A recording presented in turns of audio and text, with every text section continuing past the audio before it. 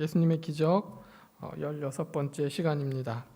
먼저 성경 말씀 마가복음 5장 22절부터 24절 그리고 35절부터 43절에 있는 말씀을 함께 읽겠습니다. 22절부터 24절까지 함께 읽겠습니다. 회당장 시작.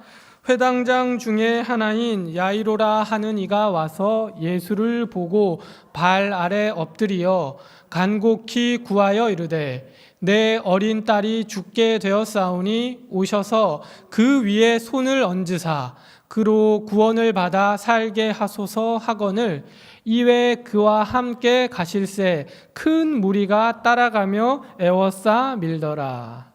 그 다음에 건너뛰어서요 35절부터 말씀을 다시 읽겠습니다. 그들이 아직 시작. 아직 예수께서 말씀하실 때에 회당장의 집에서 사람들이 와서 회당장에게 이르되 당신의 딸이 죽었나이다. 어찌하여 선생을 더 괴롭게 하나이까?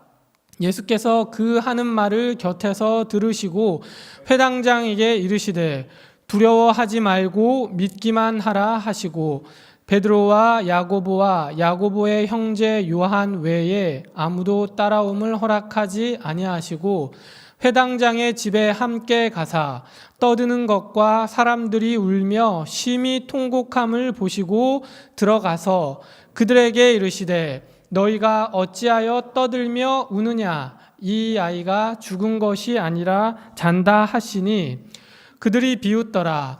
예수께서 그들을 다 내보내신 후에 아이의 부모와 또 자기와 함께한 자들을 데리시고 아이 있는 곳에 들어가사 그 아이의 손을 잡고 이르시되 달리다굼 하시니 번역하면 곧 내가 내게 말하노니 소녀야 일어나라 하심이라.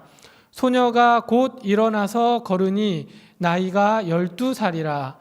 사람들이 곧 크게 놀라고 놀라거늘 예수께서 이 일을 아무도 알지 못하게 하라고 그들을 많이 경계하시고 이에 소녀에게 먹을 것을 주라 하시니라. 오늘 본문에 우리가 함께 읽은 말씀은 지난 시간에 살펴보았던 혈루증으로 12해를 앓던 그 여인의 이야기와 연결이 되어 있습니다. 본문의 사건을 시간 순으로 이렇게 다시 재구성을 해보면요, 스토리를 사실 혈루증을 앓고 있던 여인보다 회당장 야이로가 먼저 길을 걷는 예수님 앞에 나타나서 예수님께 엎드려 간청을 해서 자기의 딸을 고쳐달라고 간구를 합니다. 그런데 예수님께서 길을 가시는 사이에 회당장 야이로가 예수님 앞에 엎드려서 간청을 했는데 그 사이에 사람들이 밀고 어쩌고 저쩌고 하는 사이에 어떤 일이 벌어지죠? 12의 혈루증을 앓던 여인이 예수님의 옷자락을 만지는 사건이 일어납니다. 그래서 그 혈루증이 걸린 여인을 예수님께서 고쳐 주십니다. 그리고 그 일이 일어나고 있는 사이에 어떤 일이 벌어집니까? 야이로의 딸은 죽고 맙니다. 사실 먼저 혈루증을 앓는 여인보다 회당장 야이로가 먼저 예수님 앞에 나와서 자기의 딸을 살려달라고 간청을 합니다. 무릎을 꿇고. 그런데 예수님께서는 혈루증을 앓는 여인을 고쳐주시는 그러한 사이, 그 동안에 야이로의 딸은 죽고 말았던 것입니다. 시간 순으로 여러분 이해가 가시죠? 어떠한 일이 발생했는지. 야이로의 입장에서 한번 본다면 혈루증 여인을 고치느라고 시간이 지체되어서 자기의 딸이 죽게 되었다고 생각할 수도 있었을 것입니다. 만약 내 딸이 죽기 전에 좀 더 빨리 예수님을 딸이 있는 내 집으로 모시고 갔다면 그 시간에 이 혈루증 여인이 끼어들지 않았다면 그녀가 방해가 되어서 자기의 딸이 죽었다고 야이로는 마음속으로 그 혈루증 여인을 원망했을지도 모릅니다. 바로 저 여자, 저 혈루증 걸린 여자 때문에 저 여자가 갑자기 예수님의 길을 막고 끼어드는 바람에 자기의 딸이 죽었다고 생각할 수도 있었을지도 모르겠습니다. 야이로는 정말 눈에 넣어도 아플 것 같지 않은 12살 그 사랑스러운 딸의 죽음으로 절망에 빠졌을 것입니다. 그리고 길을 막고 예수님의 가던 길을 멈추게 하고 예수님의 발걸음을 지연시킨 혈루증 여인에 대한 원망이 마음에 가득했을지도 모르겠습니다. 그리고 지금 내 딸이 당장 죽게 되었는데 지금 당장 죽을 것 같지도 않은 죽음과는 아직 거리가 멀어 보이는 그러한 이 여인을 고치고 또 그냥 고쳐주시기만 하고 그냥 가던 길을 가시면 되는데 고쳐주신 것도 모자라서 어떻게 해요? 그 여자를 칭찬하고 또 그곳에서 시간을 지체하신 예수님께 대한 실망이 컸을 것입니다. 그래서 야이로는 아마도 딸아이가 죽었다는 이야기를 전해 들었을 때 자포자기하고 싶었을지도 모르겠습니다. 제가 여러분들께 질문을 하나 던질게요.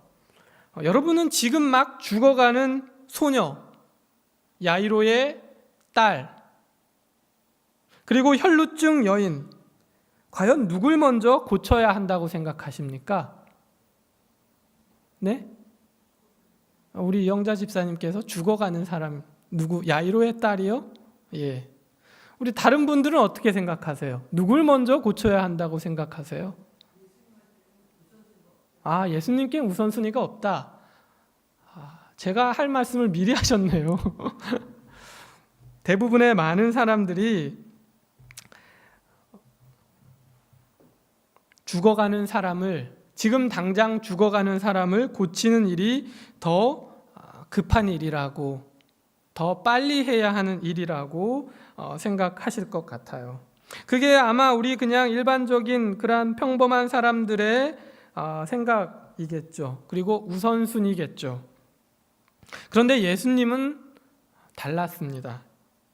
예수님의 생각, 그분의 우선순위는 달랐던 것입니다.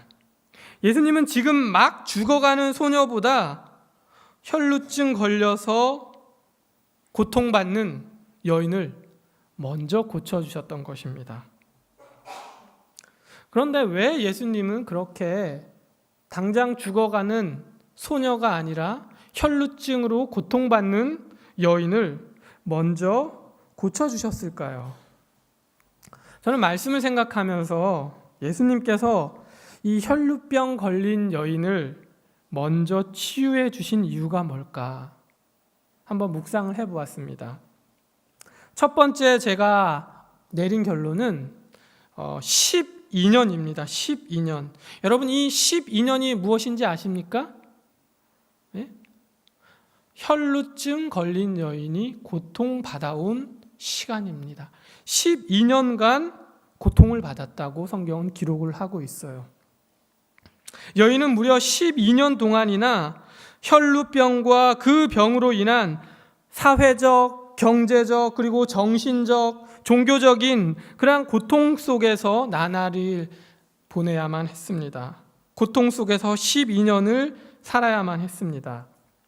예수님께서는 그 여인의 기나긴 고통, 끝날 것 같지 않은 그 고통을 속히 끝내주시고 싶었던 것입니다. 12년의 그 긴 세월 끊임없이 고통받아온 여인을 하루 속히 구원해주고 싶었던 것입니다. 그래서 예수님께서는 그 여인을 치유해 주실 수밖에 없었다고 하는 사실입니다. 그리고 두 번째는 예수님께서 이 혈루병 여인을 먼저 고쳐주신 두 번째 이유는 죽음과 관련이 있습니다. 인간의 지식, 우리의 지식과 의학으로 뭐예요? 죽으면 뭐예요? 다 끝입니다. 죽음은 모든 것을 다 초월합니다. 죽음을 이길 수 있는 것은 아무것도 없습니다. 모든 것의 우선순위가 죽음입니다. 제가 오늘 아침에 자동차를 운전해서 출근을 하고 있는데요. 제 앞에 비상등을 켜고 차가 한 대가 지나갑니다. 그런데 그 지나가는 차를 모든 차들이 다 양보를 해줘요. 무슨 차였을까요? 예? 구급차요? 아니요. 장례차였습니다. 장례차가 가면 대부분의 사람들은 비상등을 켜고 가면 다 양보를 해줍니다. 죽음 앞에서 모든 것의 우선순위가 죽음입니다. 죽음 앞에서는 그 무엇도, 그 어떠한 것도 다 무력해지는 것입니다. 그러나 예수님께서는 죽음에 관해, 예수님께 있어서 죽음의 의미는 잠시 자는 것, 그저 잠에 불과했던 것입니다. 그래서 죽음 직전에 있는 12살 소녀보다 12년간 고통을 받아온 여인의 병을 먼저 고쳐주셨던 것입니다. 왜냐하면 그 아이는 잠시 잠을 잤다가 다시 깨우면 되기 때문입니다. 세 번째는 믿음과 관련이 있어 보입니다.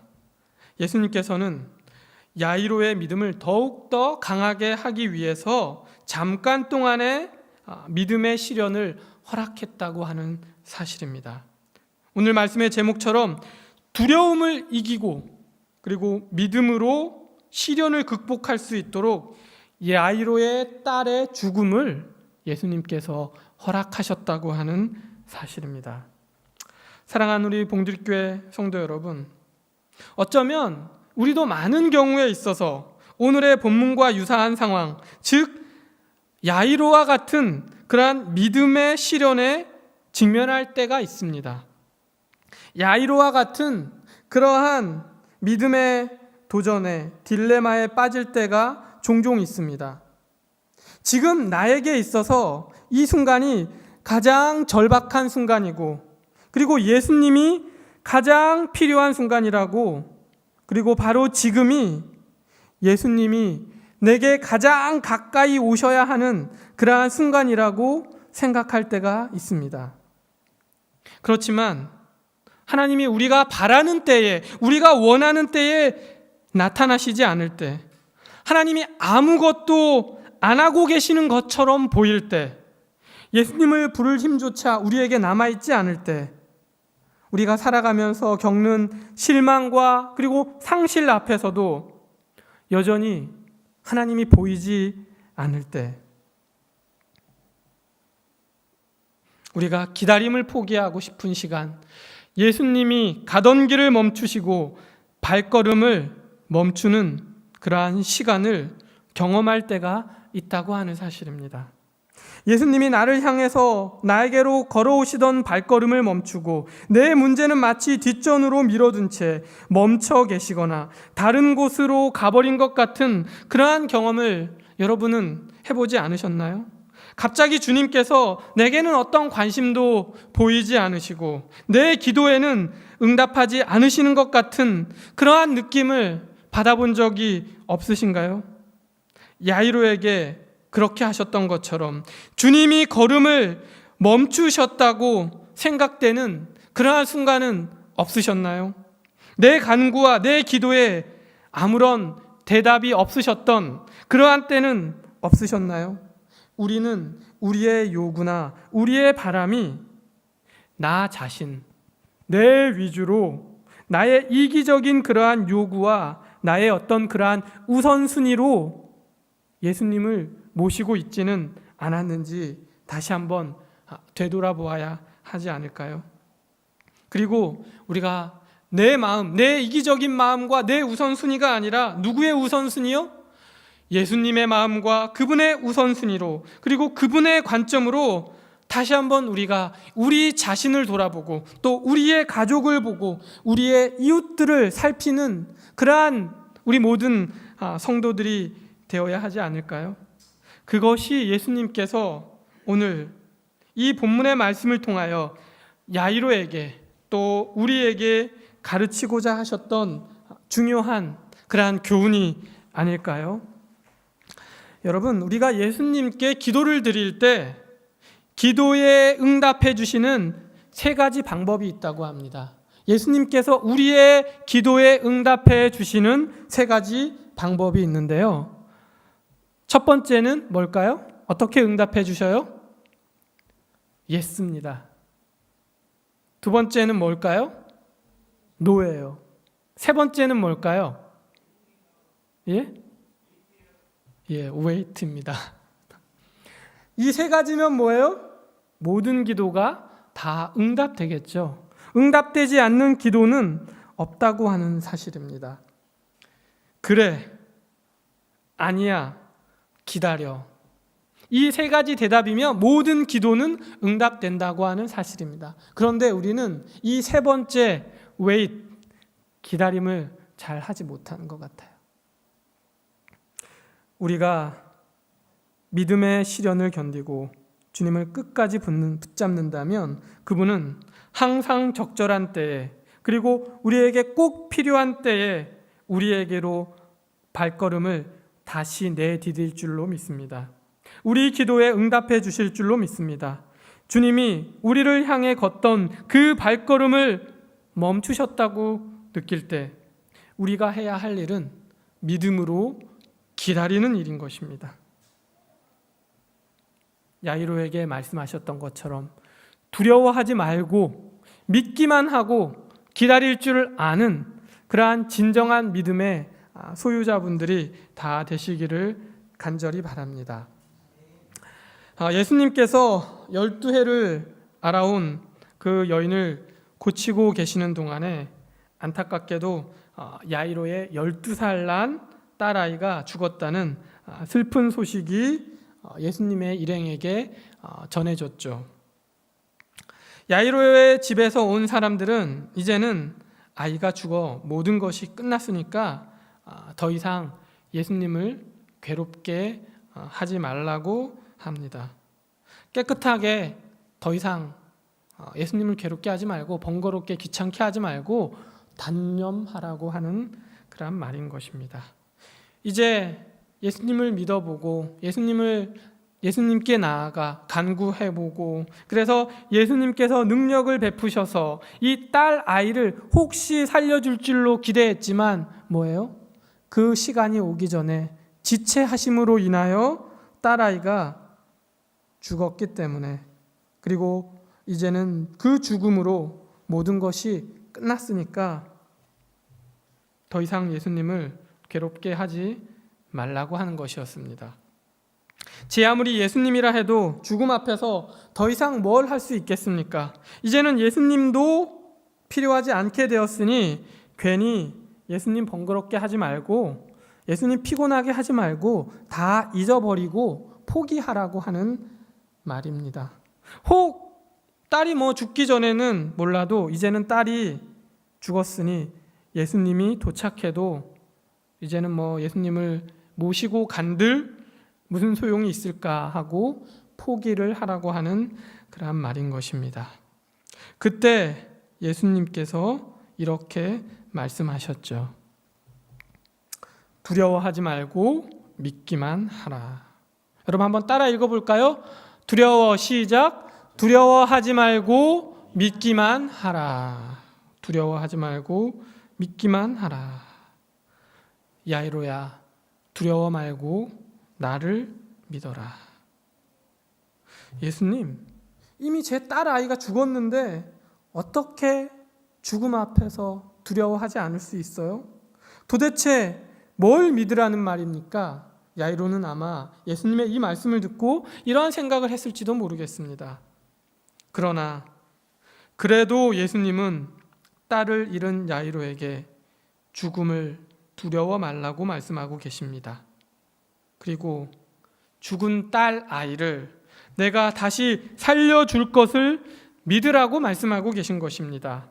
비록 딸 아이는 죽었지만 그 두려움에 빠져서, 죽음의 두려움에 빠져서 처음 가졌던, 예수님께 처음 나올 때 가졌던 그 믿음을 저버리지 말고 끝까지 예수님을 의지하고 믿으라고 말씀하고 계신 것입니다. 이것이 예수님께서 야이로에게 기대하고 원하셨던 믿음이었습니다. 그리고 그 믿음을 예수님께서 오늘 저와 여러분에게도 갖기를 원하시고 계시다는 사실을 기억하게 되시기를 간절히 바랍니다.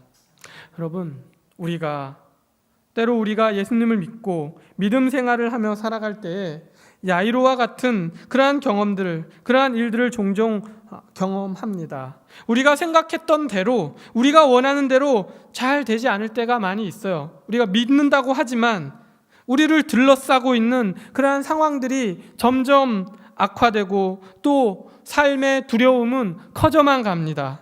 야이로처럼 예수님 앞에 나와 엎드려 간구하고 부르짖으며 예수님 의지하며 우리가 그분께 메어 달리며 살아왔는데 믿음대로 되지 않고 상황은 점점 악화되고 절망적인 일들만 생기는 것 같습니다.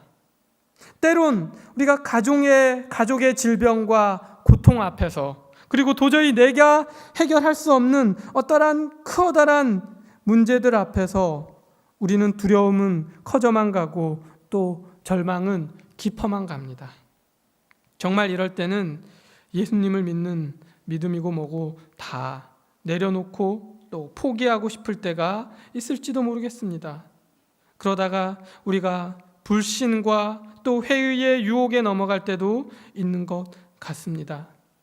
그래서 그러한 두려움과 절망이 계속될 때 우리는 이렇게 말하기도 하죠. 예수님, 여기까지가 내 믿음의 한계입니다. 더 이상은 못하겠습니다. 이제는 저희 집에 그만 오셔도 됩니다.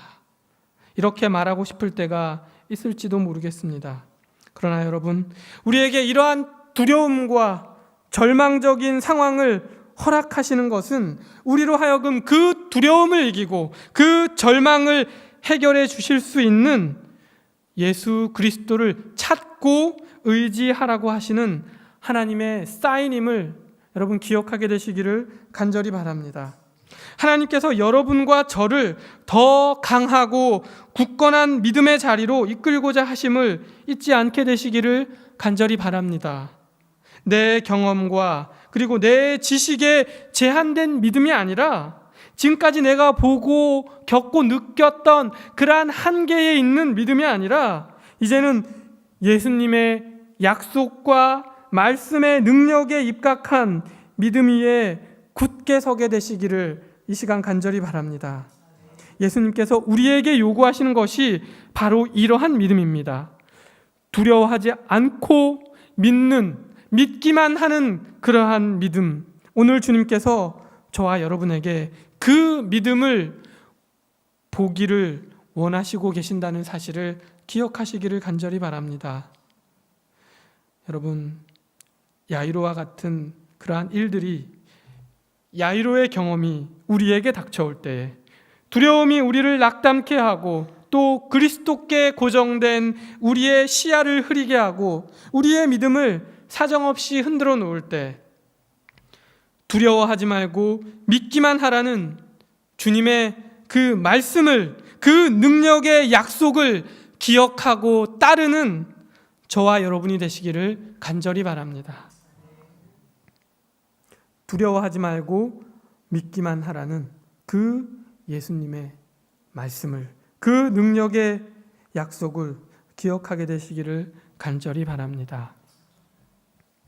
마지막으로 39절에서 41절의 말씀을 읽겠습니다. 우리 성도 여러분 한번 크게 읽어주시기 바랍니다. 들어가서 시작. 들어가서 그들에게 이르시되 너희가 어찌하여 떠들며 우느냐? 이 아이가 죽은 것이 아니라 잔다 하시니 그들이 비웃더라. 예수께서 그들을 다 내보내신 후에 아이의 부모와 또 자기와 함께한 자들을 데리시고 아이 있는 곳에 들어가사 그 아이의 손을 잡고 이르시되 달리다굼 하시니 번역하면 곧 내가 내게 말하노니 소녀야 일어나라 하심이라. 예수님께서 회당장 야이로의 집에 도착하셨을 때는 이미 딸 아이는 죽어 있었고 사람들은 울며 통곡하고 있었습니다. 그때 예수님께서 말씀하셨습니다. 이 아이가 죽은 것이 아니라 뭐 한다고요? 잔다. 죽은 것이 아니라 잔다. 예수님께서 이렇게 말씀하셨을 때에 사람들은 다 비웃었습니다. 예수님의 말씀을 듣기는커녕 그분의 말씀을 믿기는커녕 모두가 다 비웃었죠. 왜냐하면 그들은 부활을 알지 못했기 때문에 자신의 경험과 그리고 지식으로는 도무지 이해할 수 없는 그러한 현상이었기 때문에 비웃었던 것입니다. 그러나 예수님은 사람들의 비웃음과 불신에도 불구하고 소녀의 손을 잡고 달리다굼 소녀야 일어나라고 명하셨습니다. 그때 소녀는 부활했고 사랑하는 가족의 품에 안겼습니다. 두려워하지 말고 믿기만 하라 하신 그 예수님의 말씀이 성취되었던 것입니다. 이제는 두려움이 변하여 기쁨과 찬송이 되었습니다.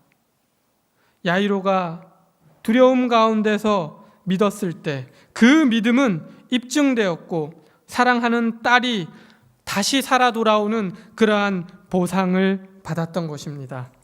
사랑하는 우리 봉두리교회 성도 여러분, 원래 사람은 영생하도록 창조되었습니다. 저와 여러분에게 영생하도록 창조된 저와 여러분에게 죄로 인해 죽음이 찾아왔습니다. 죽음은 너무나 두려운 그러한 불청객입니다. 세상이 해결할 수 없는, 도무지 해결할 수 없는 난제입니다. 그러나 타락한 이후에 그 누구도 죽음을 피할 수는 없게 되었습니다. 우리 인생에게 주어진 시간은 극히 제한적입니다. 그래서 부활의 소망이 없이 사는 사람들은 단 한 번의 기회 안에서 몸부림치면서 살아갑니다. 그러나 부활의 소망이 있는 저와 여러분에게는 마치 이 현재의 삶은 뭐예요? 부활 이후의 삶을 준비하는 시간이라 생각하면서 믿음 가운데 살아가는 것입니다. 현재의 삶을, 부활 이후의 삶을 준비하는 시간으로 생각하고 살아간다고 하는 사실입니다. 우리가 언제 죽든지 소망과 믿음 안에서 산다면 우리의 죽음은 그렇게 슬프거나 두렵거나 절망적이지 않다고 하는 사실입니다. 우리 그리스도인에게 죽음이란 단지 잠자는 것이며 그리고 한순간의 침묵과 어두움에 불과하다고 하는 사실입니다. 무엇보다 우리가 믿음 가운데 거할 때 비록 우리가 죽더라도 우리의 생명이 그리스도 안에 감춰져 있고 또 주님께서 재림하실 때에 영광스러운 몸으로 우리가 부활할 것을 믿기 때문에 우리는 믿음 안에서 두려움 없이 살아갈 수가 있다고 하는 사실을 믿게 되시기를 간절히 바랍니다.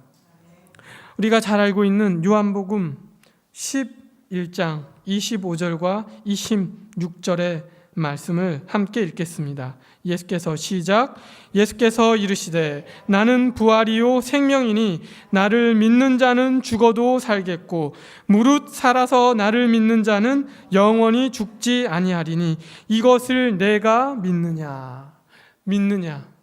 두려워하지 말고 믿기만 하라라고 말씀하신 예수 그리스도께서 그 부활의 진리를, 그 부활의 약속을 오늘 저와 여러분이 두려움 없이 믿게 되기를 바라고 원하신다는 사실을 기억하게 되시기를 간절히 바랍니다. 사망의 권세를 정복하시고 죽은 자를 부활케 하시며 또 산자도 영생케 하시는 예수 그리스도를 오늘 저와 여러분의 주인으로 모신 것을 감사할 줄 아는 그러한 우리 모든 성도들이 되시기를 간절히 바랍니다. 그리고 우리가 기쁨과 소망으로 또 두려움 없는 믿음으로 살아가는 저와 여러분이 되시기를 간절히 바라며 오늘의 말씀을 마치겠습니다.